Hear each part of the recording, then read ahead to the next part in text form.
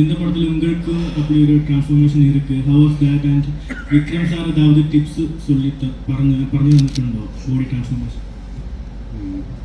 இல்லை, இந்த கேரக்டருக்கு என்ன தேவையோ அதை நான் பண்ண முயற்சி பண்ணேன். அண்ட் அங்கே இருக்கிற பசங்க அவங்களோட பில்ட் எப்படி இருக்கும், அவங்க என்ன மாதிரி ஒர்க் அவுட்லாம் பண்ணுவாங்கலாம் பார்த்து அது ரொம்ப இயல்பாக செஞ்ச ஒரு விஷயந்தான். அது கான்ஷியஸாக ட்ரான்ஸ்ஃபார்ம் ஆகணும்னு யோசிக்காமல் எப்படி இயல்பாக ஒரு கபடி பிளேயராக மாறணும்னு நினச்சிட்டு தான் பண்ண விஷயம். இது கிட்டனோட ஸ்போர்ட்ஸ் ஜேர்னியும் உங்களோட சினிமா ஜேர்னியும் ரொம்ப சிமிலாரிட்டிஸ் இருக்குது. எல்லாருக்கும் தெரியும் கிட்ட ரொம்ப பொட்டன்ஷியல் இருக்குது, ஆனால் அவன் லிஸ்ட்டுக்குள்ளே வரல. உங்களோட சினிமாட்டிக் ஜேர்னியோட ஆரம்பத்துலேயுமே எல்லாருக்கும் தெரியும் உங்களுக்கு பொட்டன்ஷியல் இருக்குது, ஆனால் அது அவ்வளோ ஈஸியாக அமையலை. எப்பாவது நாம தான் கிட்டதான் நாம அந்த மாதிரி ஒரு அனாலஜி உங்களுக்கு ஃபீல் ஆயிருக்கா?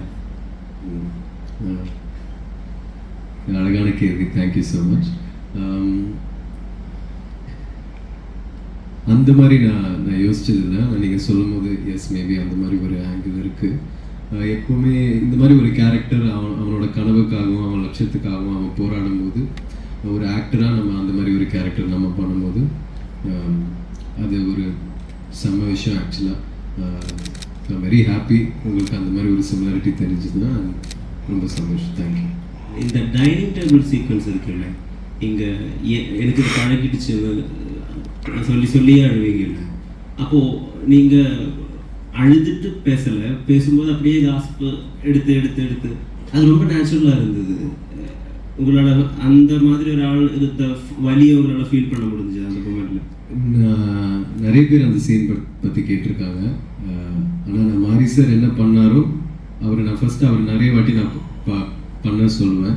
அவர் என்ன பண்ணுறாரோ அதே மாதிரி தான் நான் எக்ஸாக்டாக பண்ண ட்ரை பண்ணுவேன். ஸோ நீங்கள் அங்கே என்ன பார்க்குறீங்களோ அது வந்து என் டைரக்டர் செஞ்சுருக்காரு.